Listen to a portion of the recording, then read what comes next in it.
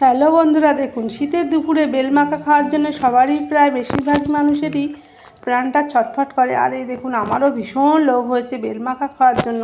গাছের তলায় এসে দেখলাম 3টে পড়ে আছে, একদম পেকে গেছে। বেলগুলো তুলে নিলাম, মাখা করব। আর এই দেখুন, এখানে আমাদের ধনে পাতা আছে, আমি ধনে পাতাটা তুলে নেব। আমাদের তো বাড়িতে সবই সবজি চাষ করে, পালং শাক, লাল শাক, মূলো শাক, ধনে পাতা সব এখানটায় আছে। আমি একটু ধনে পাতা তুলে নেব নিজের বাগান থেকে। এই দেখুন ধনে পাতা কুচিয়ে ভালো করে ধুয়ে নিয়ে, এই দেখুন ধনে পাতা কুচিয়ে এবার আমি বেল মাখবো। বেল মাখাটা খেলে না মুখটা ছেড়ে যায়। আর এই দেখুন আমি বেলটা ফাটিয়েছি, একদম পেকে কি দারুণ কালার চলে এসছে, দেখুন পুরো পাকা। এই যে 2টো বেল আমি ফাটিয়েছি, একটা বেল রেখে দিয়েছি, একটু আছে।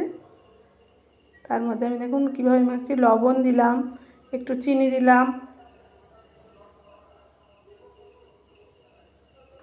ধনে পাতাটা দিয়ে দিলাম, আর এই লঙ্কাটা একটু হাত দিয়ে আমি থেতো করে নেব।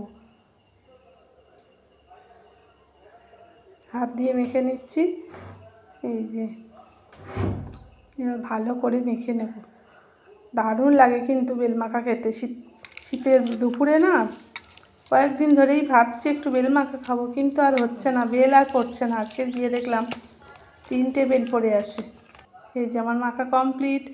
আমি, আমার কর্তা, আমার ছেলে আর শ্যামলিদি 4 জন খাবো। এই দেখুন আমার কর্তা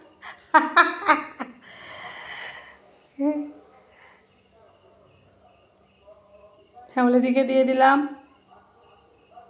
ও